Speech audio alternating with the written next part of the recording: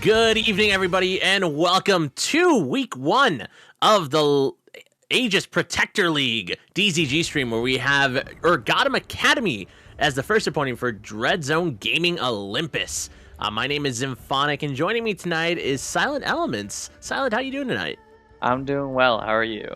I'm doing good. I'm excited. You know, from one league to another, Olympus is getting very little breaks in between, and we're already starting very strong here with the first, I guess, real season league, as Lotus was a little bit more of a preseason league. But we're excited. We have some couple changes coming into the roster this time around. We got Neeble transitioning to the bot role. We got Power over Ethernet, a resident member of DZG, coming into the jungle, and we have a newcomer, Kabumi, or Kubami, or something along those lines, coming in for support for Olympus. So it's pretty exciting as we're already kicking it into draft. We got a couple of targeted champs in here. We got the Volibear, Diana, and Victor taken away from Olympus, and Olympus is getting rid of the Jhin, Trundle, and Hecarim. A lot of good stuff still available. Things like Jinx, things like Caitlyn, Corki. A lot of really good stuff still available here. Yeah, it's interesting to see that Power with Ethernet's Volibear definitely got target banned, as well as Mobster Penguin's Victor. While we're watching DZG banning out the jungler, and it looks like the ADC's one trick with the Jhin. Yeah, absolutely. I mean, definitely some targeted bans here, as the first couple picks are actually going pretty fast. The Jinx was taken, and DZG opting to just right away lock in that Corki, which did get a little bit nerfed here in 12.3. It was a nerf towards the package timing, so it will be up. The initial package will be up at the 10-minute mark instead of the 8-minute mark, and every subsequent package will be up, I believe, at the 7-minute mark instead of the 5-minute mark, something along those lines, where it's still increased. Definitely not targeting a lot of the stuff that I think makes Corki strong, but still, a nerf is a nerf. And then Varus being locked in as well, definitely a more popular AD carry, especially with the changes to Blade of the Ruin King, as well as the nerfs to Caitlyn in 11.3. So definitely a solid pickup here, as Urgottem is locking in the Nautilus as well, looking to lock down these potentially immobile bot lane of the Varus. Yeah, with the Varus, it's going to be interesting to see if he's going to go with the lethality build or the on-hit, because if he goes with lethality, it'll offer DZG a lot of poke with Corki and Varus combined. Yeah, I mean, absolutely. I mean, they have a really good poke right now, and Urgottem is definitely locking in a little bit more of lockdown here, taking in the Rise here into the Corki, looking to match that up, looking to match scaling for scaling, wave clear for wave clear. Maybe not that that range that Corki will have later on once he does hit that level 6 mark with those rockets, but definitely a good side lane pressure to be able to maybe throw DZG off their game. DZG, however, will lock in that bot lane duo, lock in that Leona to match up the aggression and the peel potential here for DZG to be able to create some space for this Corki and this Varus. As we go into bans, we got the Shen being taken away from the top laner of Urgottem. It still did get nerfed in 11.2, or 12.2, I'm sorry. It's still relatively good. I mean, it still does what it does, you know, taking advantage of those TP changes coming in Season 12 to allow for those early globals to really impact the lane and be able to weak side that top lane. And it looks like the bans for top lane will continue, with things like the Camille being taken away as well. Other champions like Renekton, Mordekaiser, Mundo, Ornn still available, but it's actually been a Zac, so we're looking to transition a little to these jungle picks. Yeah, it looks like DZG is trying to prevent the dive, so with the Zac, the Shen bans, it prevents Urgottem from actually getting onto the backline as much as they want, which should allow Varus and Corki to continue with their poke. Yeah, absolutely. I mean, it's really that access to that backline. You're absolutely right. I mean, the immobile Varus, the Corki that really only has that Valkyrie once in a while to be able to get away, and you don't want them to have access to that backline. Sure, the Corki want the package. You don't really want to have that defensively. Amumu also being taken away from Power over Ethernet here. A couple of jungle picks still available for him, should he want to lock in something, well, like the Sejuani. Things like Jarvan and Xin Zhao are still available, but it looks like Sejuani is something we're going to do here, creating more versatility, a little bit of peel, a little bit of engage, creating that pick potential with the Varus and the Leona. So definitely more pick oriented and disengage oriented into Urgottem's hard engage. Urgottem does have access to things like I mentioned, the Jarvan, the Xin Zhao, even things a little bit more unconventional like the Graves, the Gragas, something completely out of left field could be an option here. Maybe even an Olaf, as it is a lot of CC here, and it's actually going to be the Viego something that actually got through for the first couple picks. Viego hasn't seen too many nerfs, and he's actually been quite popular here in the early season or preseason into the early season. Definitely a good duelist. Sejuani actually does fairly well into the Viego, so it'll be interesting to see how he plays it. But they will be locking in potentially this strong top laner here, blind of course, but in the Renekton, something that can favor a lot of jungle attention. And right now, every lane for Urgottem has some really good jungle setup here with the Renekton, the Ryze, and the Nautilus, as well as the Jinx, having a lot of CC available. But no, it's actually going to be the Mordekaiser, locking in a little bit more AP here and a removal kind of threat to take away maybe a frontliner to be able to access that backline a little easier. Yeah, I think DZG was hopefully going for that flex between jungle and top lane with the Sejuani pick to try to force out to see where the better matchup is. I don't really like the matchup with Sejuani Mord, so I imagine top lane is going to go with a simple Malphite. So hopefully we're going to see some fights with the top lane, since Sejuani will get the passive boost from the Malphite's melee. Yeah, absolutely. I mean, you definitely want those melee setups for Sejuani, mid lane being the only lane that will not have that setup available for the Sejuani passive, but still, it's a lot of really good CC chain. They have a good, or DZG has a lot of good engage, a lot of good disengage, good poke with the Corki, maybe the Varus, but I'm assuming the Varus will go the on-hit build, but it's still a little bit of poke to add it on in there, where Urgottem really has to look to find these strong early jungle presence to really get these solo laners ahead, or just to find kind of these opportunities. They have a good skirmish, Urgottem does, you know, with the Nautilus, the Mordekaiser, the Viego, the Ryze. They're all able to buy a lot of really good time with the CC that they do have available. The Jinx is able to stay back and be able to DPS pretty early on with those rocket forms, where DZG does have to rely a little bit more on that pick potential. They have the Sejuani, they have the Leona, the Varus, the Malphite. If they can turn these fights into a numbers advantage, that's always a big plus. Should they get ahead early, they have a lot of go buttons with the Leona, Sejuani, and the Malphite. So I feel like DZG has a little bit more of a well-rounded comp. Granted, a lot of their damage does come in the traditional sense from these carries. The Varus and the Corki are really going to be those big damage dealers, so you really want to create space where Urgottem kind of has their damage everywhere. From top to bottom, they have at least one champion in each lane or in the jungle that can really kind of step up and carry them through the mid-game and potentially create a snowball effect in any of those lanes. So if you were to put your money, which one would you put your money on, Urgottem or DZG in this case? Oh, it's tough. I'm definitely biased. I'm gonna give it to DZG. I think DZG can definitely slow down the pace if needed. They have good scaling with the Corki. They have the Varus, which has been played a lot here by Nebel over the transition into that AD carry role. And I feel that DZG does well to create space for themselves, and I think that's the biggest thing here. If Urgottem can't get past this front line, because it is quite beefy, and they do have a couple of displacements. You know, they have the Mordekaiser ulti to be able to pull one of them, but that's one out of the 3 tanky members. So I think if they can play it well, create space with the Corki and the Varus to DPS, I think they will be in a good spot. That's who I'm got my money on, but I wouldn't put Urgottem Academy out, or Urgottem out of this quite yet. No, I definitely agree. There may be a little bit biased as well, since I do also think that DZG has the advantage.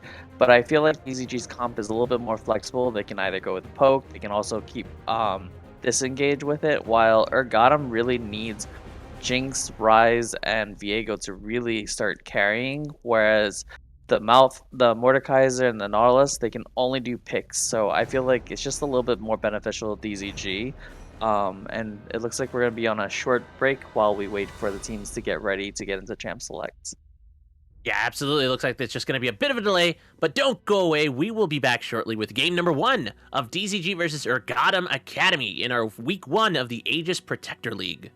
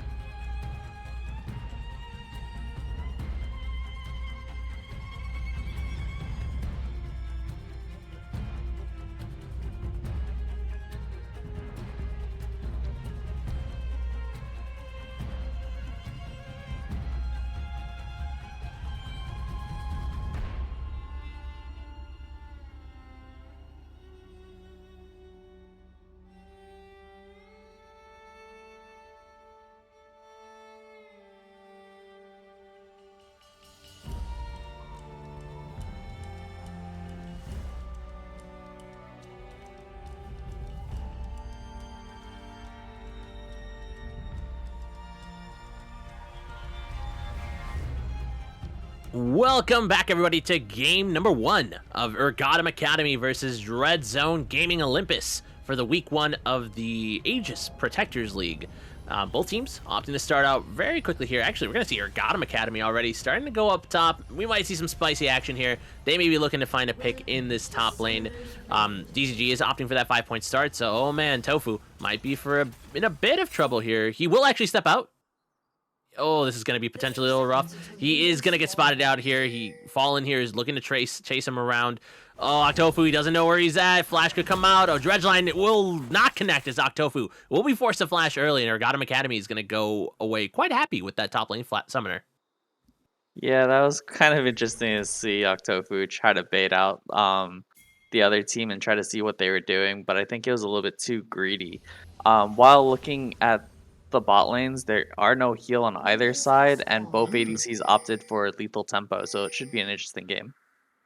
Yeah, absolutely. I mean, these combat sums, or at least in the Jinx case, not the heal, the cleanse instead, looking to be able to get away from some of these potential level 6 engages, or even an early level 2 or 3 engage with the Varus Leona. But like you said, yes, no heals, double combat sums in the bot lane, so you gotta believe that Kubomi here, or Kabumi, I'm gonna go with Kabumi, they're gonna be looking to play aggressive. And I mean, that's kind of what you like to see here. I mean, you don't want to give this Jinx a free lane, as Dredgeline is gonna land here, Kabumi's gonna take a little bit of damage, Nebel gonna look to trade back with that hail of arrows, but it will go a little bit more in favor of DZG, as both supports are gonna be chugging some pots here, looking to maybe heal up a little bit, looking for push for that level 2, and it's exactly what DZG is looking to do. They're looking to push this level 2 and look to start playing more aggressive. However, the push is actually going in Urgottem's Academy's favor, as this last melee minion still alive here. Meanwhile, at the top lane, we're seeing some cheese wheels being rolled by Octofu as he's just getting those comet procs, trying to get that mana flow band going, and will likely be playing a more defensive role, even though he was likely going to play a defensive lane to begin with.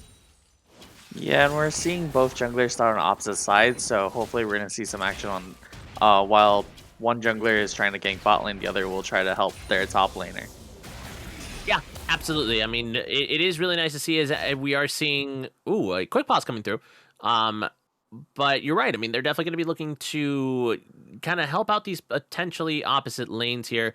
As we did see, actually, Power over Ethernet looking to do a bit of an interesting clears. He did pick up that red buff, went to blue, went to ground, maybe looking to impact, get that early level 3, and then come back to some quick clears.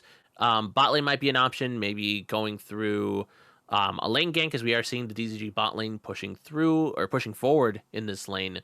Meanwhile, Viego is still going for that full clear. Is finishing up that third camp, going towards those Raptors. But taking a look at some of the CS numbers, even though it's fairly early, we are seeing Octofu getting a little bit choked out here in this top lane, already being down 5 CS.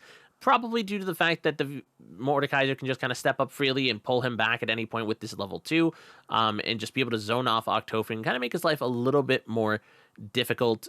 We did see some good trades in the mid lane as well from the Corki on Mobster Penguin, getting a bit of that Gatling gun and phosphorus bomb action, poking down this Rise, making his life a little bit more difficult with that tier start.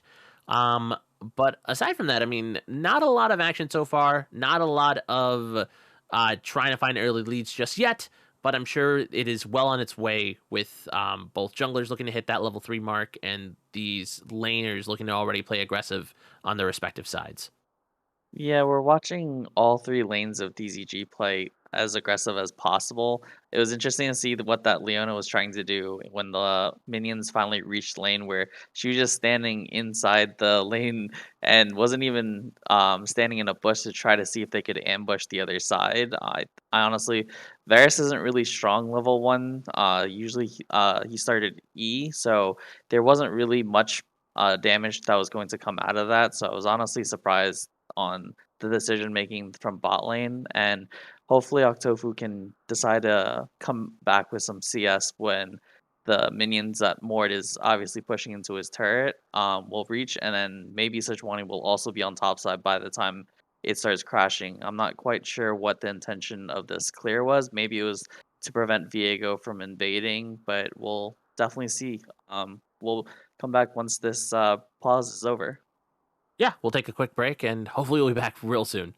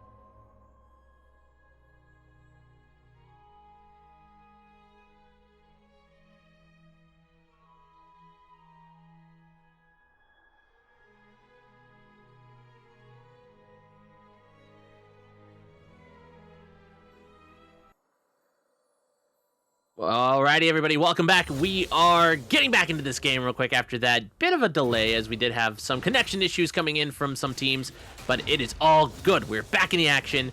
We're seeing the junglers once again up to that weird strata. I guess I'm talking to Power Ethernet, as he did clear up that Gromp. He's going up to those wolves. A very interesting clear, to say the least, as we're seeing Optofu take a bit of a poor trade up here, eating a bit of damage here from the Mordekaisers. He's already still taking advantage of the fact that Tofu does have to respect a little bit of that damage due to the flash. Bot lane for DZG, though, is playing rather aggressive as they are crashing this wave, maybe looking for a quick reset as they are able to push that wave, and I do believe that is what they're going to look for, looking to pick up a bit of combat stats here, maybe a longsword, and just trying to get a little bit more of that lane advantage. Oh, Octofu taking a bit of damage up there. But nothing to write home about. I mean, it's definitely, I think both teams, it's the first week of the league. I don't think both teams really want to go too crazy and put themselves in a bit of a detriment to put them down a potential game. So they're both looking to maybe play it a little bit slow, look for some more calculated opportunities, as we do see Power Ethernet making his way back up to this top lane, looking to see if he can make something after picking up that Scuttle Crab. Pings are coming through. This was one of the lanes that Silent, you did mention, is going to be able to impact with the Sejuani passive, as we are seeing the stacks coming through. One more auto will be the case. That is going to be the flash. Permafrost here. One more cheese wheel will do it. No, Octofu will not be able to pick that up, as it was actually a little bit too low on damage. Hold that thought. Mobster Penguin might be in a bit of trouble. The Valkyrie not available just yet. Actually, yes, it is, and he's able to get away. Flash is still available. We do see Power Ethernet walking his way down should the chase continue, but it will be just a disengage, as both junglers are not able to pick up too much from those first ganks. Well, at least both top lane have lost their flash, so it definitely bodes for the junglers to try to focus on that lane, since obviously one lane will definitely, if you do gank that top laner, they're going to have the advantage that the other one won't be able to leave the fight at all. But we're looking at these junglers, seeing who's going to prioritize the jungler, who's going to prioritize the lanes. It's going to be interesting to see how this game plays out. Yeah, I mean, absolutely. I mean, we're seeing both junglers, like you said, let's see what kind of priority they have, as we do see, again, that awkward, I don't want to say awkward, but that calculated clear from Power Ethernet is going to lead him up to this top side. He is going to finish up those Krugs and be able to back here and start picking up that Krug that's coming up, not Krug, Grump that's coming up on the spot side of the map, where Viego looking to clear the top side and probably go back down. First dragon of the game is spawning in just that 1 second, as it is going to be the Earth Drake, or Mountain Dragon, coming up first for our first game of the week. Both teams do have the ability to go for that, as we are seeing teleports being blown in the mid lane. Fallen taking the first teleport down here as he's starting to roam down, maybe looking to find something here. Is not going to get spotted right now, as there aren't any wards yet available here for the side of DZG. There is that red ward in that bush, but hold that thought. Octofu going to get pulled back and take a bit of damage here, but now that he did pick up that Ruby Crystal, does have that tier, will be setting up himself to pick up that Winter, or that Winter's Approach to begin with later on in the game. The bot lane of DZG did back and opted to pick up double boots, so that's interesting. Not the combat sums, definitely more for mobility, looking to dodge out on those dredge lines or those hooks or those jinx zaps and traps, as it will allow a little bit more mobility. But the Jinx did pick up the double longsword. It is down about 20 CS though, so the bot lane of DZG doing a really good job suffocating Zamphetamines and Dope Nuker here in the bot lane. Dragon is going to get started up by DZG here. He is going to get spotted out. Rises on the side. Does have access to that Realm Orb should he want to use it. Dragon going down 1,500. Smite level 1 still only the first level of Smite. So it's only 400, but that is going to be the Smite. It is going to be taken, but Apache Helicopter going in. Going to get locked down. The Flash is going to come through. Kabumi's going to be able to hit that. And that's going to be the Ignite and the Mobster Penguin damage picking up the kill. Fallen going to initial low. Flash coming out from Kabumi here. And that is going to be the Dragon in first blood secured by DZG Olympus. Yeah, that fight completely went in DZG's favor. Both teams definitely have scaling with the Rise and the Jinx, and on for Urgottem, and then Forky and Varus for DZG. But getting that Dragon was especially important, since they do have a Malphite top of that mountain. Ooh. Yeah, I didn't think that was going to be a kill, but Monster Penguin knows the damage better than we do, and that's going to be a solo kill picked up here. Yeah, it does look like DZG is getting the scaling a little bit earlier, which is definitely to their benefit. So far, I do not believe that this Mordekaiser has missed any of his E's on Octofu so far. Yeah, Octofu definitely being an E magnet right now, being pulled back constantly and getting traded on, but he's doing a really good job, after that early Flash was blown. He's been doing a great job keeping up with CS. Only down 5 right now as the wave will be pushing towards him. He will get maybe a bit of jungle attention as we do see power over Ethernet going up. Ooh, Dredgeline going real wide down there against Kabumi. We're seeing the quick thumbs up being like, okay, I mean, intentional. Absolutely. It's a zoning hook as he was able to create a little bit of pressure. But yeah, I mean, DZG definitely getting some really good advantages here, getting to that scaling a little bit faster. We did see, like, Corki being able to pick up that kill is going to let him get onto that copy of Warhammer a little bit faster, one step closer to getting that mana immune to get to Mirror Mana. The Varus here is also sitting pretty at some good CS, 20 CS over the Jinx here, sitting on a good bit of gold. Fallen, though, making his way to the bot lane, does have access to the Realm Warp, will not get spotted on any vision, but will make his way back up as we are seeing roams coming up from Kabumi going towards his mid lane.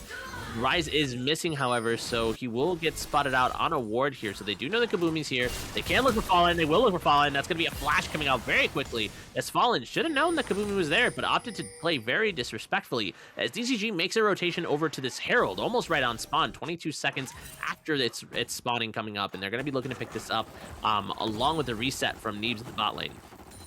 It seems like DZG has a plan and is playing exactly the way that they want to play. The macro of DZG is definitely looks superior at this rate, with the roams from Urgottem with Fallen really amounting to nothing. Yeah, I mean, absolutely. Fallen has not been able to find much here as he has come down to bot lane, you know, for that dragon, then again down in the bot lane, but I mean, it's just really nothing as Nebel will get locked down here. That is going to be the Dredgeline landing teleport coming through, though. That is going to be Octofu looking to come in. He's level 7, though. He could come in with that unstoppable force, and that is going to be the kill. Nebel looking is going to get blocked out by that zap, and that's going to be a kill donated over. 2 for 0 going in DZG's favor. Urgottem Academy getting a little bit too angsty, trying to punish the roams from the Leona, and it is not going to go in their favor. Yeah, you never want to dive a Varus that especially has his ult already, especially when Jinx barely has a Noon Quiver to her name. She's definitely not going to put out the damage, but it looks like that Viego wants to get a gank in. Yeah, Apache Helicopter, I guess, going to be dissuaded here by Kabumi, who is down here. Is only level 5, though, so Apache Helicopter could still look if he wants to. Is opting to hang around, maybe waiting for his bot lane to get here, but Nebel and Kabumi are pushing this out pretty quickly. He's going to be forced to engage should he want to keep their attention, but instead is actually going to opt to just go back out of this bot lane and into the river. Dropping that miss, trying to find something, but he's going to get sped out on that red ward. Nebel will take the reset on that gold lead, and that kill that he picked up will likely be able to pick up pretty close to that mythic, but actually will be able to pick up the Merc Treads. Fallen, taking a lot of damage. Mobster Penguin pretty low on mana, so he will not be able to chase. Apache Helicopter will once again get spotted out on another red ward here by DZG, so definitely getting spotted out, not really being able to play the game that he wants to. Mobster Penguin really low on mana here. Apache Helicopter again will not be able to do anything. He is just not finding those angles that he needs to be able to all in, and it is DZG, or I'm sorry, not DZG, Urgottem is definitely paying for that, as a lot of these plays are just not going in their favor. Yeah, and with the rotations of the way that Power with Ethernet is clearing his camps, he will also be on bot side just in time for this second Drake, and we're looking at a Cloud Drake, so slow resistances are definitely going to be impacted, which means that Mord with his passive won't be able to make as much of an impact as he would like. Yeah, I mean, absolutely. I mean, it's definitely great to see. I mean, I'm biased. I mean, I'm a DZG fan. I'm here on the DZG stream. You know that's what I'm here for. And I mean, I'm excited to see DZG taking such aggressive posture and good macro here. Is Fallen taking a lot of damage here. He's gonna eat almost a full Gatling gun here, and a lot of rockets here. This Dragon's coming up in 2 seconds. DZG does have that package on that Corki available, so he can look to play a little bit more aggressively here. That is gonna be the package coming through, and Apache Helicopter gonna be burning down from that package as the top lane, Octofu, taking a bit of trades, but Mobster Penguin might find himself in a bit of trouble. He's currently 2v1ing though, and he's doing quite a good job. Valkyrie forward, a couple more autos might do the case. Fallen gonna be able to walk away. No, that's gonna be the Heartbreaker coming through. Apache Helicopter, one more auto will be enough. One more, actually, it's a flash Gatling gun, and that's going to be Mobster Penguin securing the 2v1 solo kill here as Dope Nuker, is going to be able to bait out Mobster Penguin into that Super Mega Dash Rocket. That's going to be 1 for 1 so far. Power over Ethernet's going to flash. Here comes the Realm Orb coming through. Fallen looking to get a little bit piece of that action. Dope Nuker, just a little bit more. The zap is going to land. Power over Ethernet under 20 health here is actually going to get away, and that's going to be a 1 for 1. And the Dragon in favor of DZG Olympus. It was unfortunate that Mobster Penguin got caught, but it did seem like Power Ethernet tried to salvage that play while Mobster Penguin was trying to face off two people. I think he got a little bit greedy with the fight. I think after he got the Viego, he should have just called it, backed off, and just basically just avoided any risk. But um, bot lane has definitely had an opportunity to scale. Hopefully, this Jinx does not get an opportunity to scale any further because she is quite a hyper carry as the game carries on. Yeah, absolutely. I mean, that's the one thing that you don't want for DZG, and the one thing they were doing well early on is to just prevent these carries or these scaling threats of Urgottem Academy from really getting anything early. It did take a while, but the Jinx did pick up the first kill. There's only just a bit of gold, actually just enough gold on this reset to pick up the Gale Force. Monster Penguin could be in a bit of trouble here. He's going to be able to dodge out on that Darkness Embrace, but it is going to be the Unstoppable Force going to lock down Apache Helicopter, and that's going to be a kill once again donated over to Mobster Penguin. But here comes the top laner, D Unkin or Uskin, is coming in here looking to try his best to do anything to make up for that gank and that roam from Octofu, but he is not going to be able to get much. He's chasing Octofu into the jungle. Mobster Penguin still playing pretty aggressive here. Once again, going to get potentially caught out here by another member of Urgottem Academy, but no, the Mordekaiser opting to back away here. Meanwhile, in the bot lane, Nebel and Kabumi has actually been doing quite well for themselves, bringing this turret down pretty low, down to its last plate. 30 seconds on these plates to fall, so it could be that they are going to be able to pick up this first turret on their next push, as the plates will likely fall by the time they get back. But hold that thought, those recalls were canceled here. Dope Nuker looking to clear up some vision. It is going to be Nebel and Kabumi sticking around here, looking to keep this pressure alive in the bot lane, as we are seeing Power over Ethernet looking to come to this top side of the map, looking to just clear, maybe looking to infect somewhere, as he is going to be matching this Viego on the sides of the map. We are seeing a red ward coming through, or a blue trinket coming through, looking to spot something out back there. But Octofu eating another one of those pullbacks from the Mordekaiser. Kabumi is going to be here, looking for something. That is going to be the Soul Flare. That is going to be the Lockdown. Cleanse coming through. Not going to be enough. Ooh, but that Gale Force will be enough, but it won't be enough to save his life completely. Kabumi is going to be able to walk away. Nebel going to pick up a kill. Good flash over the wall. Going to be able to get away from the Mordekaiser before he can use that Death Run, but Kabumi is left in no man's land as Fallen's here, looking to see what he can do. Is going to maybe be able to get to this Blast Plant. Is not going to use it. Actually, he's going to use it right there. Not the angle you wanted, as Fallen can still chase here. Does have access to the Realm Morph, but it's actually going to be the Flash and the kill being picked up by Fallen, as Kabumi was forced to sacrifice his life for his AD carry. That was definitely an exciting fight. So far we've been noticing that the bot lane has definitely had an opportunity, but it seems like every time they've traded, Jinx has somehow come out of it with something. But definitely that during that moment she was baited. Dope Nuker going to use that depth charge there, looking to lock up Nebel, and that is going to be Mordekaiser using the Death Realm to bring out the Death Rocket. Will not connect. Nebel doesn't have Flash, cannot get away, is going to be taken down. A shutdown going over to Mordekaiser here in the bot lane at the moment. Meanwhile, in the top lane, we're seeing Apache Helicopter and Octofu fighting it out here. We are seeing three members of Urgottem Academy looking to continue this pressure down here. Mobster Penguin dangerously low on mana. It's a potential 4v2, as we are seeing a good majority of Urgottem Academy looking to influence this bot lane. All the meanwhile, Power over Ethernet did rotate up and picked up the Herald up, the second one of the game, once again going over to DZG, so they will not trade for nothing, as it is going to be one kill for that Herald. Yeah, this season has been interesting since objective bounties have become a thing. I feel like it's kind of a double-edged sword, because unless a game is able to be easily closed out early, it definitely gives the gold to the other team, and Urgottem has definitely not gotten the two dragons, and we're looking at the rifts. So at the moment, the objective bounty for the other team is definitely appetizing, and it definitely may not bode well if this game carries on too long. Yeah, I mean, absolutely. I mean, it could definitely be a bit of an issue here, is like you said, with those objective bounties potentially coming up, I'm sorry, it could cut down on this gold lead. It could let this Jinx kind of get a little bit more ahead, or even this Ryze, who was able to pick up a kill, and same with this Mordekaiser. We're seeing Mythics come out as well. We're seeing all of Urgottem Academy already sitting on their first Mythic, while DZG is still a little bit ways behind, as we are seeing Sejuani and Leona, or Kabumi, not being able to pick up this Mythic just yet. But hold that thought. Dope Nuker is going to get locked down with that Chains of Corruption. CC coming through, Flash coming through as well. Kabumi trying to buy as much time as possible. That is going to be the Death Realm coming through as well once again. Dope Nuker looking to see what he can do here. And Nebel dangerously low, trying to get away. That's going to be the Super Mega Death Rocket. One kill picked up, two kills picked up. October trying to get in there, trying to buy some time. One kill picked up. Jinx going to be taken down here. But here comes Mobster Penguin, doing what he can, do as much damage as he can do here. Fallen going to go down as well. Double kill, triple kill, quadra kill picked up by Mobster Penguin here, as he is cleaning up house and saving DZG from a potential downfall. Yeah, I think DZG got a little bit impatient when they were doing that death push. I think the Nautilus definitely could have been come out a little bit further, and then using all of their engage and not peeling for their carry, so that way the Mord isn't able to enter and use his ult yet again. I'm hoping that Needs will warrant that QSS since it does seem like he's been the target of at least 2 Mord ults so far. Yeah, I mean, absolutely. I mean, hey, it's one of those taxes you gotta pay when you play into Mordekaiser. Those QSS is definitely important. It makes it so that the only targets he has left is gonna be one of those frontline members, which you're not too upset if they take him away. You know, if Octopa gets locked up, not the worst thing in the world. Same with Power over Ethernet or Kabumi. But if you're those carries, you really want to be able to live. His dredge line is gonna land here. Kabumi gonna be in a bit of trouble. No, Dope Nuker is going to get locked down. Kill going to be donated over to Nebulitz. He is going to be able to pick that up with that piercing arrow as DCG find a unexpected kill as Dope Nuker looking to maybe help the cause of DCG. Although the kill definitely was in favor of DZG, I was not a fan of the way that Power with Ethernet released that Rift Herald for bot lane.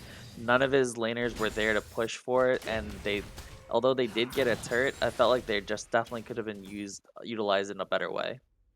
Yeah, I mean, absolutely. I mean, it definitely was not going to be, you know, expiring anytime soon, as I do believe the Herald still had a bit of life to it, so it definitely could have been held. You know, this mid lane turret might have been a better option, as it is one of the few, well, one of two of the tier 1 turrets still available, but opening up that mid lane might have been a better option, as this bot lane, like you said, really didn't get much value out of it. This mid lane, though, relatively low. Nebel sticking around here, looking to see what he can do. Solar Flare is going to land, and that's going to be the Chains of Corruption, but the unstoppable force going to lock down Amphetamines as he is going to go down. Death Charge going to land on 2, though. Duncan is here, looking to see what he can do. Does have Death Realm available should he want to use it. Dredgeline going to land on Octofu. Duncan looking to see what he can do. There's going to be the Death Realm picked up, and that's going to be a first reset. Apache Helicopter picking up his first kill of the game. Cheese Wheels being rolled left and right. Pullback coming through. Kabumi going to be long. No, going to be able to be getting away there with that flash. And ooh, Nebel and Monster Penguin finding that poke, that piercing arrow, and that rocket to pick up the kill onto Duncan here. Our Duskin, I can't tell. The USACN, man, we'll go with something, but picking a kill on Mordekaiser there. So DCG able to turn that a bit around there. It's going to be a 2-for-1 in favor of Urgottem. They're not going to be able to take the turret just yet. Ooh, Dope Nuker taking a lot of damage. Mobster Penguin, not someone you want to mess with, as he is almost there to that core, or that core 3 items, really working towards that Luden's Echo left for him to be able to become this massive threat. Top lane, no, mid lane was able to be taken down by Nebel. Top lane won't be long after, as we are seeing Power over Ethernet crashing this wave. One more auto and those minions will be enough, and that's going to be 2 turrets picked up by DZG. It's all outer turrets if Urgottem Academy go down.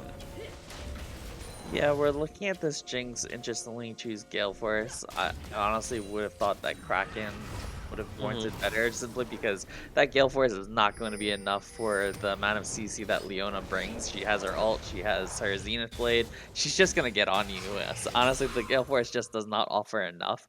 But I mean, we're looking at an option that definitely, we're looking at that LDR following. So we're hopefully going to see what rest of the team and build, since it does seem like they're getting poked out, just like we had mentioned earlier by this Corki and Varus.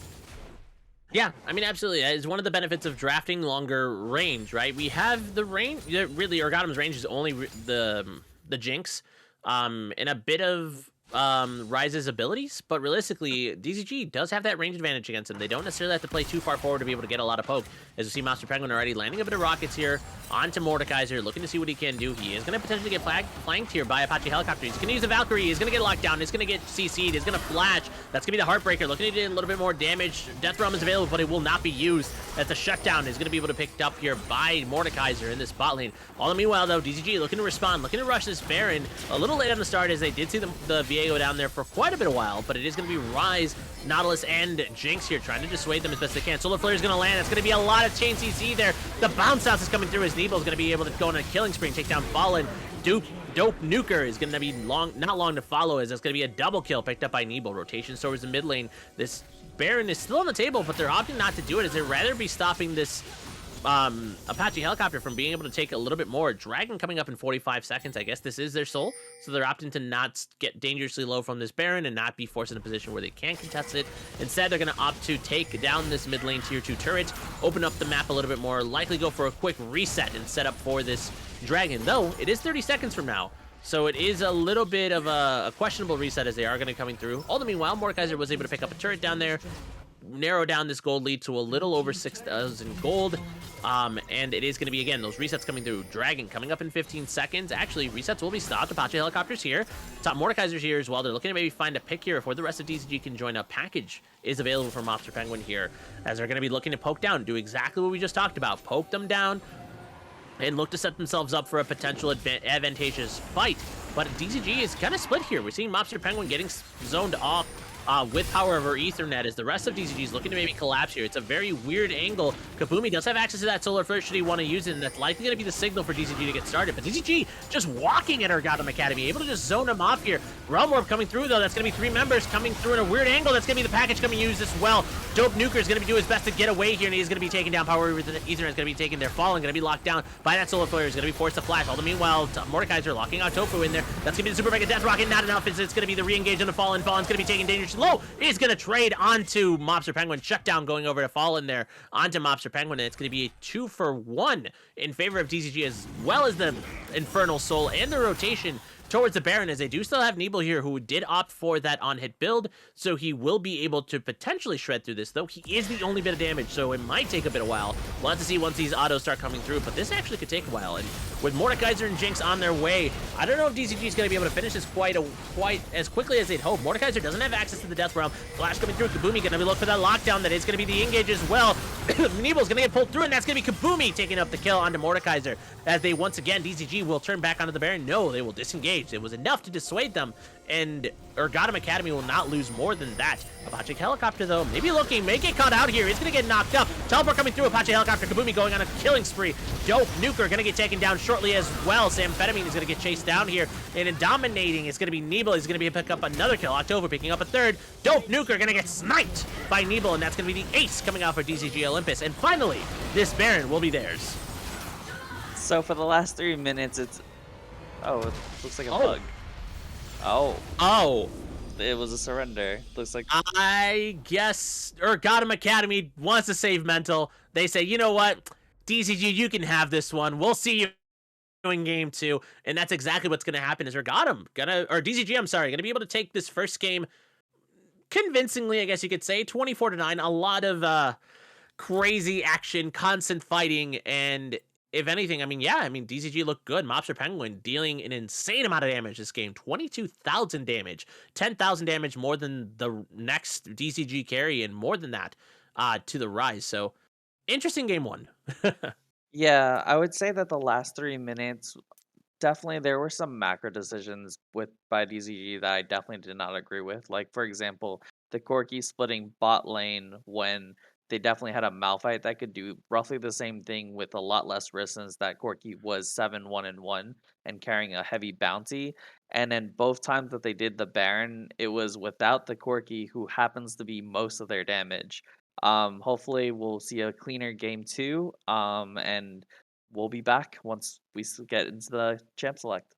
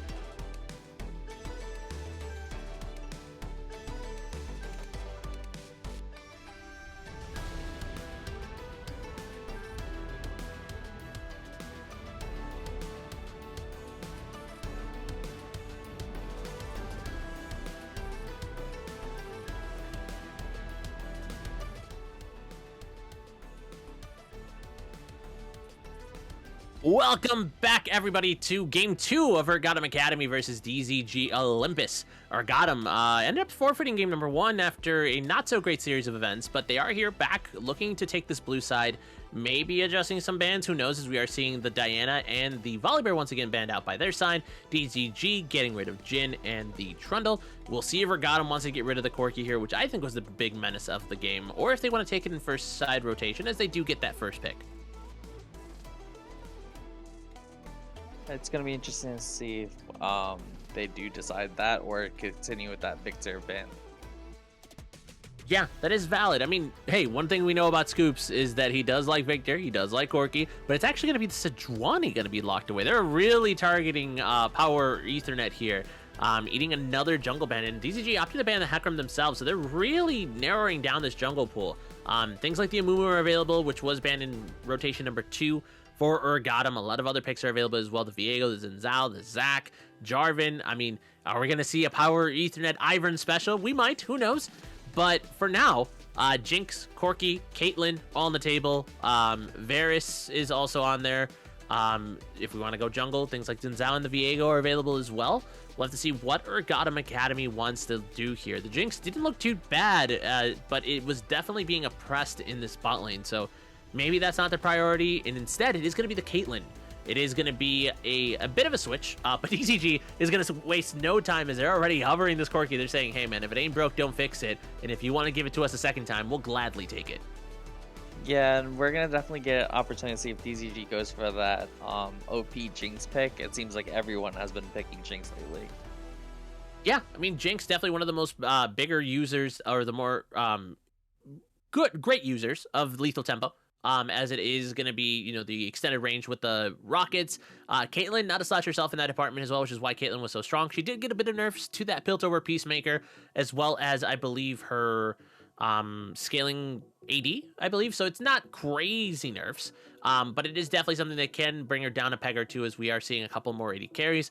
And you were right, DZG did lock in that Jinx, opting to go for that lethal tempo matchup, as Urgottem locking in the early Vigar, looking to throw that mid lane into the Corki, looking to just cut down on that mobility, looking for another scaling option, looking to just create zone control and have that winning button in that R to just be able to take down a damaged target. Urgottem will lock this in with a brand. Okay, Urgottem pulling out all the stops with the brand, I'm assuming support, or I guess it could be a Vigar support as well. Now, I haven't seen Octopu's Trample lately, but this looks like an optimal window game.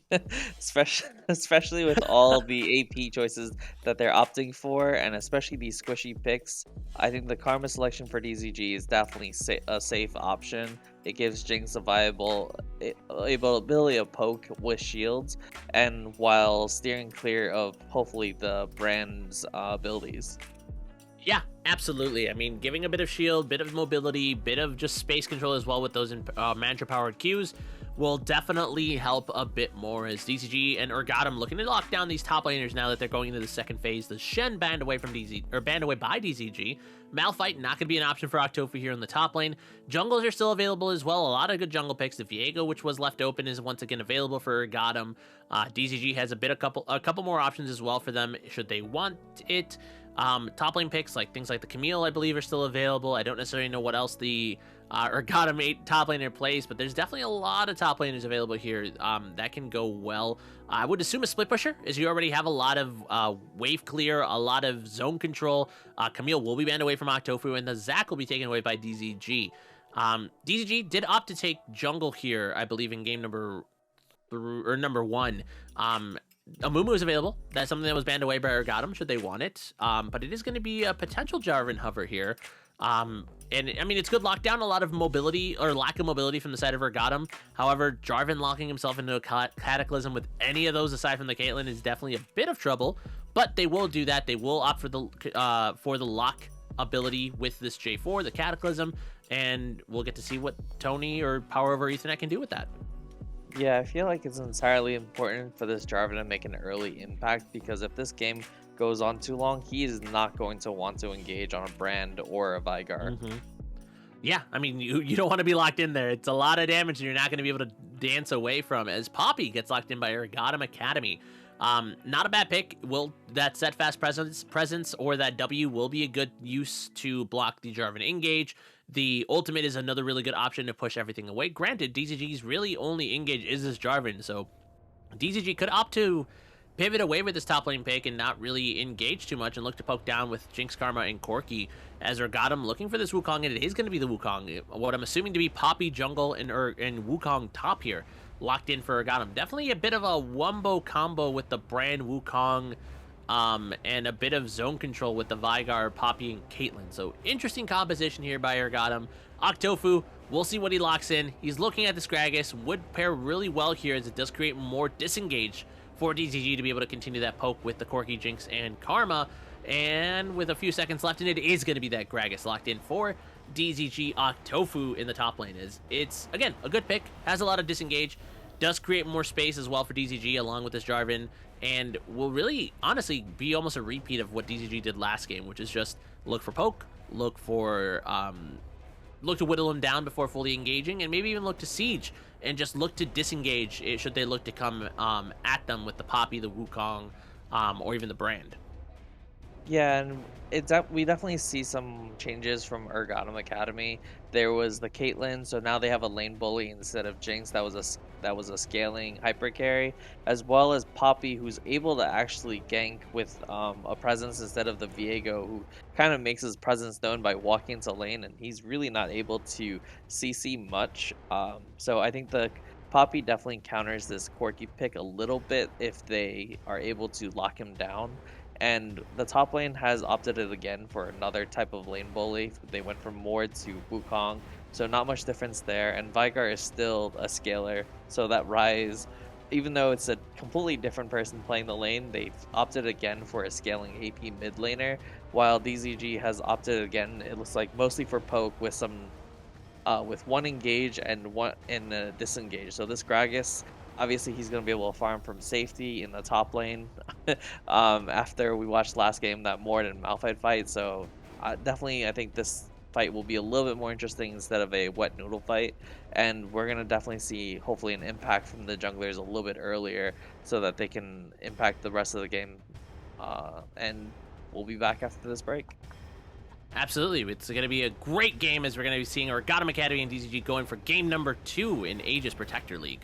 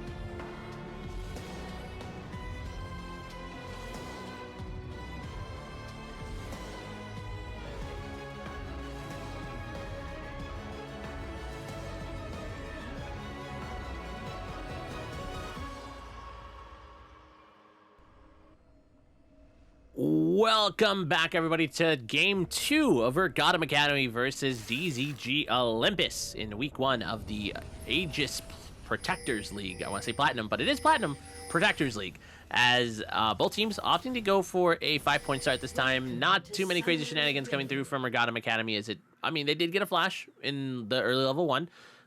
But they will leave themselves open here to that potential vision invade by their red buff, as both the bot laners of Urgottem Academy are looking to stick around to that bot lane. But neither team really want to take too many risks, as we see Monster Penguin making use of that Corki to start taunting the Vigar early and get that early advantage. But it'll still be interesting to see what adjustments Urgottem Academy is going to be looking to make here, as they did draft a little bit, not unconventional per se, but definitely a less seen couple of champions like the Brand support, the Vigar mid. Definitely not something that we see too often. But if there's anything that we can know about leagues in this ELO range, is that really anything works. If you're really comfortable on the champion, things like Vigar and things like Brand might be what Urgottem Academy needs to take this series into a game 3. Yeah, and we were watching this 5-point, and Urgottem Academy had a hole inside their 5-pointing since they opted to have Brand and Caitlyn in the tri-bush on bot side. But we're watching again the opposite side clears. We're gonna see if this Jarvan from DZG opts for that same clearing path that he did last game on Sejuani. Yeah, it was definitely an interesting path, as that we did see, like you said, with the red to blue to Gromp, as it is actually going to be a potential invade. Actually, ooh, we might see both junglers. We might see some spicy action, as mid lane prio is still in favor of Monster Penguin, but Dope Nuker is going to be able to get in soon. But it's actually going to be a level 2 gank, as this Vigar is actually going to be wise enough to just back away. It's going to be the quick EQ over, and Power Horizon that will not find his mark and will be opting to go back towards that bot side, and actually will go towards that gank pattern that we saw in game 1, to that blue, to that Gromp, and likely swing right back up as he trades coming up in the top lane. Octofu will have a little bit of sustain advantage into Wukong here in the top lane. Both champions do have sustain built into their kit, Wukong and their passive, and so does Gragas. But I think Gragas' sustain is pretty good there with that Drunken Rage. So it'll be pretty good to see what Octofu can do. Not looking to really trade too aggressively in this lane, as the Wukong does have the stat advantages and the more like the auto attack and skirmish kit, or Gragas is just looking to play around those cooldowns and maybe just get a bit of poke with those barrels, as Nebel will eat a bit of fire here. Fallen and Samphetamines are definitely doing their best to try to play the lane a little differently, as we did see a gank in the mid lane. The cage will come through. Monster Penguin will be able to use that Valkyrie to get away, and the first gank for Apache Helicopter just not going to be enough there. Oh, yeah. Top lane. Oh, Wukong eating a lot of damage, not able to use that clone to his advantage. So we're watching a very similar scene from last game, where Urgottem Academy definitely seems to try their best to help their mid laners scale a little bit faster, but they're playing champions that can, against a mid laner that can easily get away from their ganks.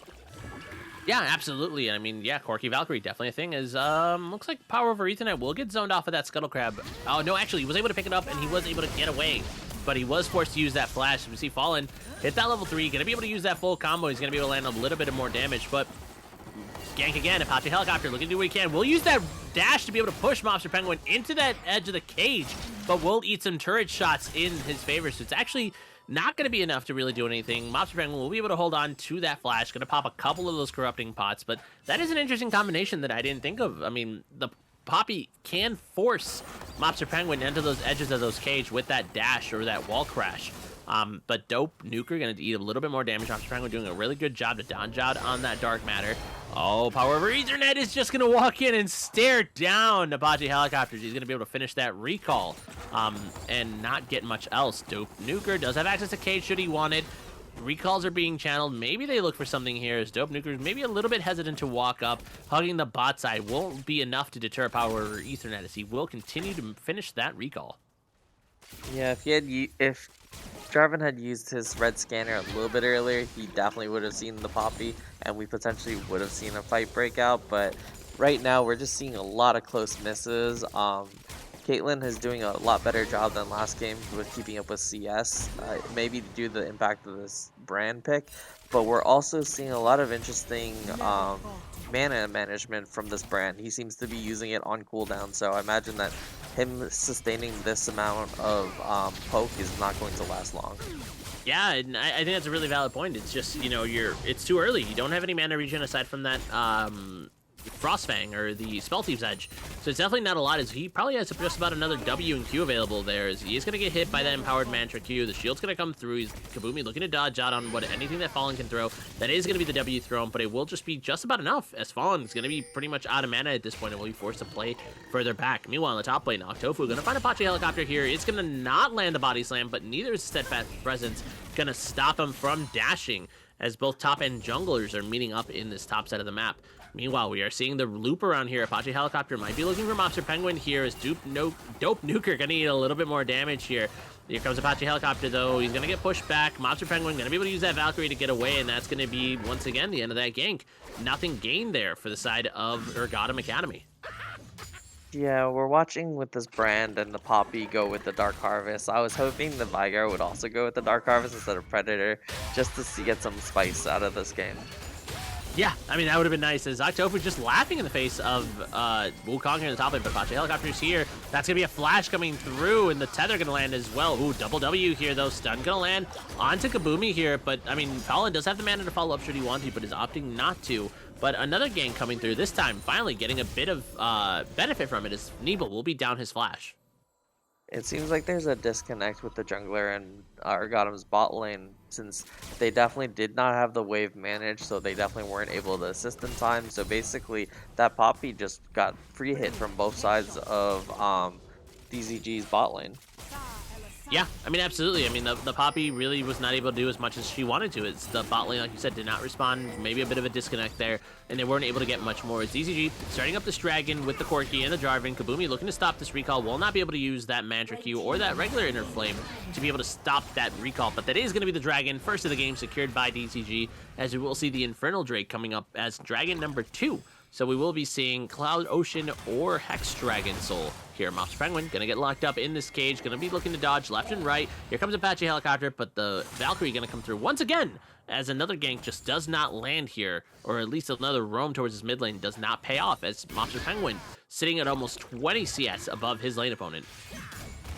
Yeah, this Vigar seems to be having a difficulty with his skill shots. He's been able to land his cage, but his Q has just been completely off, and it just hasn't been able to do anything. And it seems like Poppy has to be there in order for him to be able to do anything within his lane, which doesn't bode well for the rest of this game.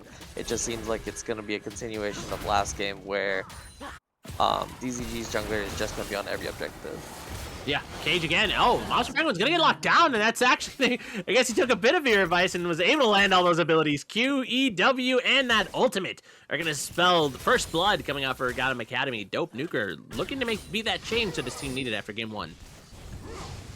Yeah, we're hopefully going to see Mobster Penguin start with using his salvo with his ult instead of trying to use his machine gun autos, because there's simply the range of this Vigar cage extends too far for a Corki to kind of sit among it, especially when he can get out. Absolutely. Ooh, flash coming through. Lockdown coming through as well. Cataclysm is going to be enough. One more auto will be there. Nebo will pick up a kill, but Amphetamine is going to be able to trade one back there on the Caitlyn, as Power over Ethernet got to get locked down. But that is going to be a gank once again in the top lane. October going to be able to drink some beer. He's going to be all right. He's going to be able to walk away here, potentially, as he is playing a little bit with fire here, taking a bit more damage. The dive could come through if Apache Helicopter can find the angle, and that's going to be the dash. The Cyclone not available just yet. Flash coming through. Octofu is going to be able to dodge out, and the turret shots are going to be enough. Octofu playing that beautifully in that 2v1 situation. And it's been definitely a great time to watch this Octofu his game, and another cage. Another cage? Oh, thankfully, not much gained. So it seems like it's definitely a great trade with mid lane. Top lane definitely benefited from that dive, so Octofu definitely made the best of a bad situation with that 1v2. Hopefully we're going to see a little bit safer play from mid lane, since we've definitely seen every cage from Vigar actually feature a Corki in the middle. Yeah, Corki gonna get locked down. Apache Helicopter is gonna take down Mobster Penguin. Mobster Penguin again playing a little bit too aggressively, playing too close to that Vigar cage, like you mentioned, not really respecting it, playing too aggressive with that Gatling gun, not using the poke that he has unlocked at level 6, and he's gonna pay the price again, going now down 0-2 as Urgottem Academy takes the gold lead by 200 gold. Yeah, it's definitely not what you want to see because the Vigar's damage will definitely scale quickly, and especially with his ult, it's definitely a danger to the strings to just be immediately deleted. Yeah, I mean, absolutely. I mean, it's definitely a bit of a you're playing with fire kind of thing. I mean, you don't want to get pushed back too far from that scaling, and the longer you're off the map, the longer it's going to take for the Corki to get going. He hasn't been able to pick up a kill like he did in game number 1, and on the contrary, the side of Urgottem Academy has been able to pick up kills on all their carries but the Wukong. So they're definitely playing a much cleaner early game compared to game number 1. Not a lot of skirmishing, a lot of ganks that are now going in their favor and punishing the aggressiveness of some of these laners. And I mean, yeah, DZG definitely gonna have to make some adjustments here and gonna have to maybe look to slow things down as they do have good scaling threats with this Corki and this Jinx. And their skirmish options aren't necessarily super strong. Predator popped here by Dope Nuker, looking to land the cage here again, looking to get in range should he need to. But those baleful strikes are gonna be enough to start stacking up that passive AP from the Vigar passive. All the meanwhile, we are seeing Power over Ethernet looking to sneak in. He's going to use that Blast Plant to get over, and we are seeing Corki as well, Master Penguin, looking to see what he can do here. Jarvan will not get spotted just yet, but as soon as he goes over to that Dragon, will get spotted on that ward place by Urgottem Academy. So they will know that he's down in the bot lane, and he will opt to end this play and go back to his jungle. Yeah, I think the only thing I would have changed about the early game with DZG is to have this Corki kind of allow the minions to push out, because the Vigar's cage is definitely a danger to the Corki, but at the same time, it also forces Corki to play away from his turret, away from safety, and we're gonna see the fight. Lockdown. Yeah, that's gonna be a Cataclysm coming through. Super Big Death Rocket gonna hit as well. One more auto will be enough as Fallen will go down. Apache Helicopter not soon to follow. If he does get enough autos, that's gonna be the pickup and the excited passive coming through. Amphetamines is gonna get locked down as well by Kabumi here. A couple more autos will do the trick, and that's gonna be 1 kill picked up for each member of DZG. Predator coming through though. Here comes Vigar looking to see what he can do, looking to see what he can find. We'll lock down Kabumi in this cage though. Not gonna be enough flash. Everfrost ultimate coming through. Dope Nuker gonna pick up Kabumi here as a 3-for-1 so far for DZG. Duncan gonna get chased down here. The Wukong gonna get chased down. Octofu looking to see what he can do, but here comes Monster Penguin. Does have access to that package. Won't need it. Will be able to pick up that Gatling gun auto attack combo. DZG 4-for-1 as they bring it back, taking 1,000 gold lead for the first time in this game. Yeah, the Vigar got greedy after flashing in and only going for the Karma. Honestly, I think going for the Jinx would have made it more worth than the Karma. Yeah, I mean, absolutely. I mean, yes, the Karma was there. Yes, she was stuck in your cage. But, I mean, if you go in onto that, I mean, it just lets Jinx free hit. And that's exactly what happened. She was able to pick up all that damage. The Apache Helicopter going to get package here. Valkyrie forward, Valkyrie back, just enough to use that around. And DZG will pick up their second dragon of the game. The Cloud Winds will quicken as we will see a Cloud Rift this time around. Looking to benefit the rotations and the movement speed for both teams. Apache Helicopter going to eat a bit of damage here. The bot lane of DZG, or at least the support in the jungle, are looking to dance around here as it may turn into a nice little ARAM in the mid lane as Mobster Penguin playing with fire here, getting baited in by Apache Helicopter. Here comes Vigar with those Predator boots. Is going to be able to lock down Flash coming through. Mobster Penguin will have to flash that cage as he was once again a little too far up, but was able to disengage quite well. Yeah, honestly, I think the Flash could have been definitely something that he has to play safe, and I think that now this Vigar with this Predator honestly made a great choice. He's able to cage him consistently and is able to engage quickly. Yeah, absolutely. Ooh, full engage. Kabumi gonna eat a lot of damage here. That's gonna be the ultimate, and the passive pops coming through. Nebel is trying to get away, and Fallen will be able to trade back 1-for-1 with that brand tick burn, as he is going to be able to take down Kabumi. Meanwhile, turret plates have fallen, but all the turrets are still available, so first turret is still an option.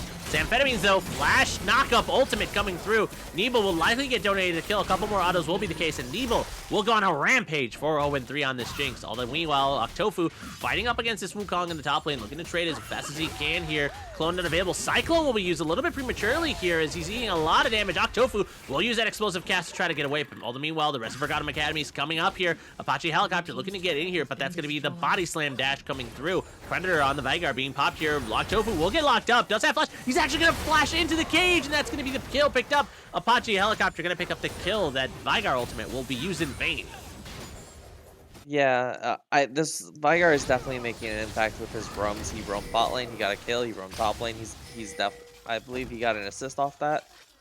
He's definitely making an impact on this game, and it's definitely going to not bode well if DZG allows this Vigar to scale. But I mean, they are going for every neutral objective, so I imagine that their game plan is to win through dragons. Although this is probably the weakest soul that they could actually have for their teams. But I mean, it means that they'll probably be able to match this Vigar's Predator speed to some degree. That's very true. I mean, if their Echo can continue to be good, as Apache Helicopter getting a lot of damage, that's going to be the set best presence. Going to stop the Valkyrie chase coming through. One more rocket will be enough. Auto flash coming through. Rocket will be the snipe. Ooh, big one barely misses. Just enough. One more though will be the case, but no, that is Super Mega Death Rocket missing as well. Teleport coming through from Dope Nuker. Going to discourage any more chase. You're absolutely right. I mean, the Cloud Soul could be in favor of DZG to at least favor their mobility to be able to keep up with that Vigar and be able to kind of get away from that Predator, as well as help them with the rotations that they wanted. Dope Nuker could get caught out here. Page coming through. That's going to be Jarvan going to be able to get through, but falling on the backside, looking to lock down Kabumi, but Dope Nuker will not be long for this role. Will be taken down. Kabumi might be taken down as well. Flash coming through. Fallen trying to get away. Meanwhile, in the bot lane, Octofu still fighting down there. This Herald is still up and available. Amphetamines is here. Herald going to be locked down for DZG. Nebo on the chase. Scale Force forward will not be enough as he's going to be forced to back away.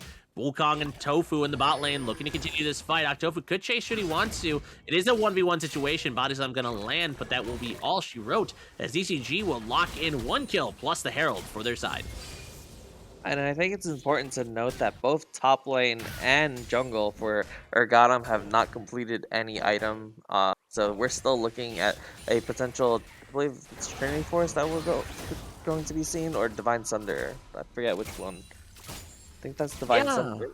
I think you're right. I think it is Divine Center, but you're absolutely right. I mean, top lane and jungle and even AD carry are still not finishing the mythic. Actually, neither is support. Urgottem Academy, even though, I mean, they're down 2,000 gold, just have not been able to pick up these mythics, so these fights are just not going in their favor. On the contrary, DZG have locked in all their mythics, aside from Corki, who doesn't build mythic first, is almost done with this Manamune upgrade.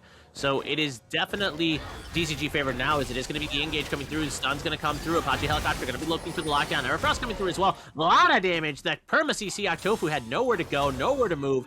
Dope Nuker picking up another kill with that ultimate. Yeah, I was honestly hoping that Gragas would stop walking into these walls, because the last time he flashed into it, this time he walked into it. Honestly, walls are not his friend. He needs to stay away from Vigar walls. That is so true. I mean, honestly, anytime you play into Poppy, you don't really want to stick to those walls. And I mean, again, with this Vigar, it's a really good combo. You know, Predator cage into the knockback by the Poppy is a really good combo, and they're making good use of it. When a wall isn't readily available. This dragon is coming up now. Urgottem has the first steps onto this. The rest of DZG did take some recalls. We are seeing the package coming through with the Corki teleport coming through. It is going to get spotted out, but the burn is coming quite quickly here for Urgottem Academy. If they want to contest it, it has to go now. That's going to be the lockdown, but that's going to be unstoppable going to be coming through. That's going to be a 3-man knockup. No, Steadfast Presence will be enough, but that is going to be the lockdown. Octofu is in there picking up one. Jarvan picking up the second. The rest of Urgottem Academy is looking to disengage. Jinx, in the meanwhile, on the backside is picking up kills left and right. Wukong not long for this world either. Wukong, Octofu looking to see if he can get the body slam reset. The missile gonna miss here. Valkyrie coming through as well. That's gonna be the knockback with the explosive cast, but that Steadfast Presence not gonna be enough to stop the damage, and that's gonna be a 4-for-0 in favor of DCG. Mobster Penguin still chasing down. Wukong trying to get away. 2 missiles would likely be enough here. He's gonna get spotted out here. Backing in front is just gonna accept his fate, as DZG is going to pick up the delayed ace, as well as drop this Herald down to start taking some turrets. Yeah, it's just looking like last game. Every objective, even though Urgottem was able to get that Drake, it cost them, it looks like, the entire mid lane base. Yeah, I mean, absolutely. I mean, they were able to rush through it, which is a really good idea because DZG was on back, and, you know, with Octofu being dead, it was definitely a solid choice. Unfortunately, they were not able to disengage after. The fight was prolonged enough by Mobster Penguin with that package. You know, he was locked down. He looked real good. They wanted to take him out, but it just was not enough damage, and he was able to buy enough time for the rest of DZG to show up, and they were able to take a really good fight. Now, DZG extending their lead to over 6,000 gold here, looking to see what else they can do on this map. All the carries of DZG, very strong. Neeb on this, or Nebel on this Jinx, sitting 6-0-4, already at 2 items, opting for that rapid fire, not rapid fire, the Runehan's Hurricane. with that Gale Force instead of picking up any kind of armor shred, as the Wukong and the Poppy are not necessarily building too much armor. So definitely a good choice here. Mobster Penguin, after a bit of a difficult start, is now 3, 2, and 4. Is also at 2 items, working towards that Luden's Echo, and really all of DCG is doing quite well. Octofu doing well, Power over Ethernet doing well, and it's unfortunate to see that Urgottem Academy just really haven't been able to get their bearings. Now that they're sitting on those first couple mythics, they're just not really to make the impact. Mobster Penguin gonna be able to swipe away that blue buff.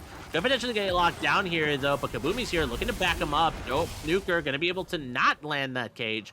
Will not be able to find a trade back as a blue buff taken away by Mobster Penguin as DCG starts to rotate towards this Baron, looking to bait in Urgottem Academy as they will have to respond to that mid lane. Things are coming through, and that's going to be the Baron started by DZG. Nebel is a little bit back, a little far back as he is making his way over, but it does not look like Urgottem Academy is going to be able to contest it as they are more worried about their base, as they should be, and DZG will likely lock down this Baron, no sweat at all. Octofu trading up in the spot lane. Wukong doing a lot more damage now with that Divine Thunder as he is doing that percentage health damage, and that's going to be the explosive cast coming through. Oh, Everfrost just a bit wide there as it's not going to be able to lock down Wukong, but it will be enough to keep him alive as Octofu has too much healing, too much armor, and is going to be able to walk away. All the meanwhile, though, Apache Helicopter coming down. Let me hold that thought. Power over Ethernet. Going to find down Fallen. Super Mega Death Rocket going to make Nebel go godlike. But all the meanwhile, in the bot lane, we're seeing 2 go down as we're seeing Brand and actually Jarvan in the top lane go down. It's going to be a 2-for-1 in favor of Urgottem Academy. 2 Barons down. Only Vigar left in the top lane to try to hold him down. Urgottem Academy looking to take this bot lane turret to try to get some more gold in their pockets here. Trying to make up that 8,000 gold difference, and they will when they pick up this turret, as it will bring them down to about a little over 7,000 being managed here. Not too better, but a little bit better than 8,000 as DZG continuing that siege in the top lane. The rest of Urgottem Academy is going to be coming up. That's going to be a lockdown for Mobster Penguin, and that's going to be way too far up. Mobster Penguin going to eat the full brunt of Dope Nuker's nuking abilities with that ultimate in a shutdown being given over to Urgottem Academy, now bringing it back to a little under 7,000 gold now. From the way that DZG is playing, you can definitely tell that this entire game for Urgottem is on Vigar's back. If you kill Vigar, their entire team will fold, but we're going to have to see if, the Vigar will be able to position properly, or we're going to be able to see if DZG is able to close and pick this Vigar before he cages one of them, because he has been immediately deleting them. Yeah, I mean, absolutely. I mean, the Vanguard just now hitting those 2 items and sitting on that Zanya second. I mean, you see how much damage he's doing. I'm sure he's got a good number of stacks. You know, those Baleful Strikes do start adding up for that passive AP. And it's one of the reasons why Vigar is still a really good champion overall. It's a strong mage. It starts stacking AP. It makes him stronger than he looks. You might look at his items and be like, oh, it's just, you know, the Everfrost and now the Zanyas, but he's been stacking up those strikes, those passives. So it'll definitely make him so he can one-shot squishies like the Corki, like the Karma, like the Jinx, if they overstep. Dragon coming up in 15 seconds. DZG looking to start getting their setup going. They got a couple of wards here in the side of Urgottem Academy's red side jungle. The red ward in the pit. We are seeing Jinx and Jarvan doing their best to clear up the jungle. Corki on the bot lane looking to push out as he is going to get teleported on. This is the entirety of Urgottem Academy. It is going to be a split. The knock-up coming through Cyclone. Mobster Penguin going to be taken dangerously low. He will not get away from this as he is going to be locked down and taken down. Apache Helicopter taking up the kill. DZG looking to rush this dragon. All the meanwhile, Octofu in the top lane looking to take down the second inhibitor. Doing as best as he can. 1,300, 1,000. That is going to be the dragon taken by the side of DZG. Flag and drag over the wall, and it's going to be DZG getting the inside track on Urgottem Academy as they start running it down the mid lane. They do still have access to a couple of these barons, and Octofu going to be able to take down the top lane tier 1 turret. Ooh, good flash by Amphetamines as well as that. Oh, actually, not Gale for just not being able to land. Amphetamines going to be locked down here by the Cataclysm. Wukong going to be taking a lot of damage. Super Mega Death Rocket will not be enough. Fallen Apache Helicopter are here, but a little too late, and it is going to be the inhibitor taken down by DZG, as they're going to be able to start disengaging here, and they're going to be able to pick up a couple of kills, as well as this top inhibitor, as well as the Cloud Dragon. Apache Helicopter looking to continue the chase, but no, will be deterred, will back away, and DZG will have a good set of rotations there onto Urgottem Academy. Yeah, I'm hoping to see DZG try to finish this early because they just took the top inhib, but Dragon and Baron are not going to be up for a while, so other than that, they're just giving Urgottem a chance to get some free gold, so hopefully we're going to see them 5-man push bot and try to end this game before the next neutral objective shows up, because they definitely need to close this out before Vigar hits his power spree. Yeah, no, that's it. That's a very valid point. You're absolutely right. I mean, you don't necessarily want to be there. You don't want to delay this game much longer. They're going to be able to soak up this top lane, going to be able to make up some of that gold diff, get to a couple more items, and while Urgottem Academy may be down 7,000 gold, getting onto these 2 item power spikes might be enough to be able to turn these fights around. As Wukong going to get caught out here. That's going to be the Cyclone coming through. Power of Reasonet looking to get the knockup. That is going to be the Zap coming through. One big rocket, one kill. Kabumi going to be able to pick up the kill. Octopi, though, on the top side of the map is getting knocked down here. Is going to be taken down by Apache Helicopter. 1-for-1 so far fallen out of the fight, though. Will dodge out on that big rocket, but it is still going to be a 1-for-1 top laners going down as DZG looking to continue the siege onto this bot lane. Fallen not opting to recall here to get health. Is trying to play with fire here. It's, as he is a brand, is not going to hit, is going to miss. This bot lane tier 2 turret is going to go down as Caitlyn left alone at the top defend those super minions from coming through. Dope Nuker can drop the cage should he want to here to start deterring, but that's going to be a lot of damage coming through from Monster Penguin. The cage is going to drop. That's not going to be enough as Power over Ethernet is going to get locked down from that Flag and Drag, forgetting that Vagar has that cage, and that is going to be another kill picked up for the side of Urgottem Academy. DZG will opt to back here, I suppose, as they did lose 2 members, and the siege will have to be delayed. Apache Helicopter might be looking to find Monster Penguin here, is going to stop that back, and is going to delay the backs once again. Baron coming up in 58 seconds. That could be DZG's next objective, as they may look to close this game out as quickly as they can before these inhibitors come back up, and before Urgottem Academy can get any stronger. Yeah, Gragas has definitely built a lot of tank armor. So honestly, with the Vigar and Brand being extremely powerful in terms of their ability to burst and burn, it just seems like he's a free hit for them if he happens to get on him. He needs to stay on the Wukong and the Caitlyn and stay as far away as possible from Vigar and Brand. Yeah, I mean, absolutely. I mean, he has no MR. We are seeing Power over Ethernet start opting for some of that MR himself, picking up that Spectre's Cowl.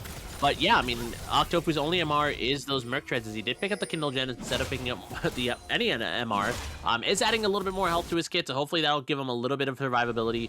But like you said, trying to fight into the Veigar, the Brand, it's just not going to work, as, they have the ability to burn through, especially with the Leandries on the Brand.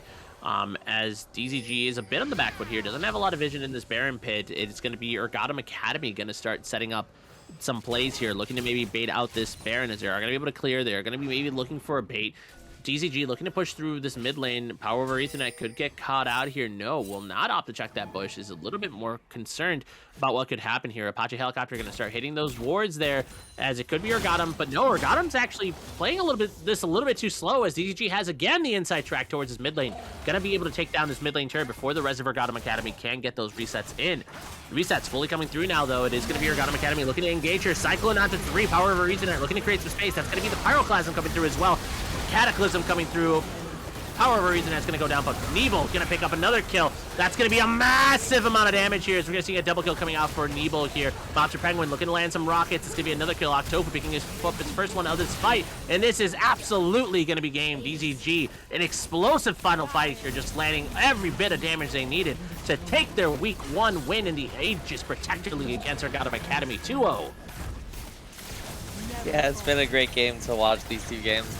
It went very similar. A lot of the Dragons' neutral objectives went toward DZG, and Urgottem just did not have anything to stop them. And it looks like we're going to be able to look at some of the stats. Yeah, I mean, absolutely. I think that's a really good point of bringing up, is the fact that they just were unable to really do anything. I mean, we did see a much, more signs of life in game number 2 than game number 1. The Veigar definitely looked a little bit better. They definitely found some opportunities, but between, Nebel, Mobster Penguin, and Octofu here, even topping these charts, really only getting out damaged by the Brand from the side of Urgottem Academy. I mean, they were definitely putting in the work. A lot of displacement, a lot of rocket and poke damage, really good siege, some good rotations, and Urgottem Academy just constantly playing on that back foot in game number 2. And when they found picks, they were able to do something with it, but it was 2 of those inside track moments where the last dragon was picked up and DZG was able to rotate to mid lane. And then even here, they were baiting, Urgottem Academy was baiting out the Baron, trying to get DZG to go in, but DZG's like, nah, we don't even need it. We'll just run it down through mid. And they were able to pick up a really good situation for themselves to be able to end that game. Yeah, I agree. In the end, it just seemed like DZG just had the better macro, and Urgottem was just playing to the puppeteer strings. They were doing exactly what DZG wanted most of the time, and DZG benefited off of it. Absolutely. But with that in mind, that is again going to be a quick 2-0 for DZG in their week 1 win of the Aegis Protectors League. So come back next week. No, come back tomorrow. As we will have our DZG Tartarus, no, DZG Arcadia, my apologies, DZG Arcadia going in their first week of the Aegis Guardian League. We'll be here to bring you coverage and show you hopefully another strong DZG start for our Aegis week 1. But with that being said, thank you so much for coming in today. For everybody here at DZG, thank you so much, and we'll see you tomorrow.